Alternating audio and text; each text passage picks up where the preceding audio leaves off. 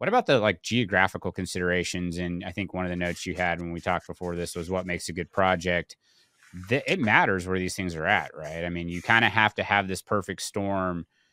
This sounds like a no-brainer to people maybe listening to this that aren't initiated, and it's like, oh, well, this sounds easy to build one of these things. You should just do it. There's, all these factors that we've mentioned, but like it's important, like where it's at, what market you can serve.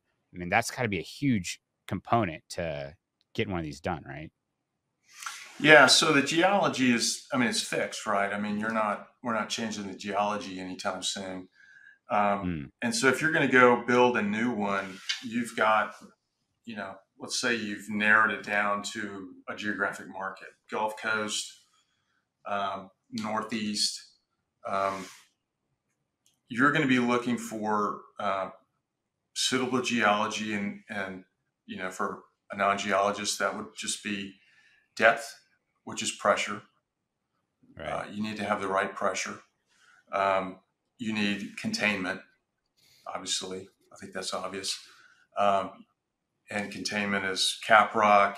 You don't have fractures running through the containment structure. You want to have porosity, which is pore space. How much gas can you get in there?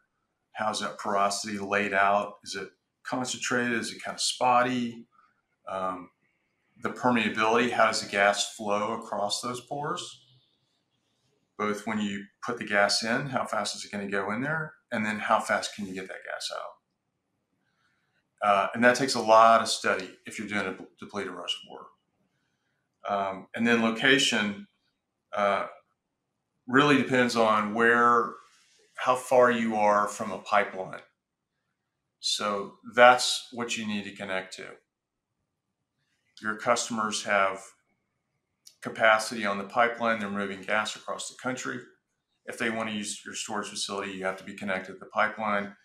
How much money are you going to have to spend to connect to those pipelines? And then what pressure are those pipelines? How much compression are you going to need relative to your downhole pressure, the pressure you got to buck on the pipeline side, both going in and coming out.